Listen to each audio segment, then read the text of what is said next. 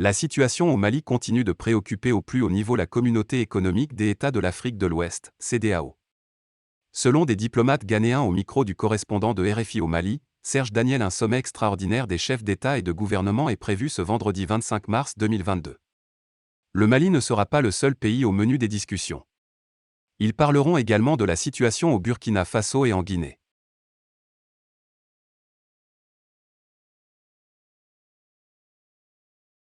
Selon des diplomates ghanéens au micro du correspondant de RFI au Mali, Serge Daniel, un sommet extraordinaire des chefs d'État et de gouvernement est prévu ce vendredi 25 mars 2022. Le Mali ne sera pas le seul pays au menu des discussions. Ils parleront également de la situation au Burkina Faso et en Guinée. Ces pays susmentionnés ont tous connu des changements de régime suite à des coups d'État militaires. Je viens d'avoir confirmation auprès de diplomates ghanéens de la tenue vendredi 25/03/ à Accra d'un sommet extraordinaire des chefs d'État de la CEDEAO sur la situation au Mali, au Burkina et en Guinée. Les différentes juntes au pouvoir n'arrivent pas à accorder leur violon avec la CEDEAO sur la durée de la transition. Pendant que la CEDEAO veut un délai court que possible, les militaires proposent des délais de 3 à 5 ans. Ceux-ci mettent en avant la situation sécuritaire au Sahel pour justifier leur position.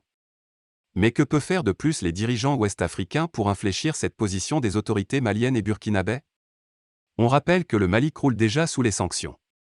Les chefs d'État vont-ils imposer ces mêmes sanctions au Burkina Faso et à la Guinée? Dans tous les cas, on en saura un peu plus ce vendredi. D'Opera News. Contenu rédigé et fourni par News Hub Creator. Opera News est une plateforme en libre utilisation. Les opinions qui y sont exprimées appartiennent aux auteurs qui y écrivent. Elles ne reflètent ou n'expriment en rien celles d'Opera News.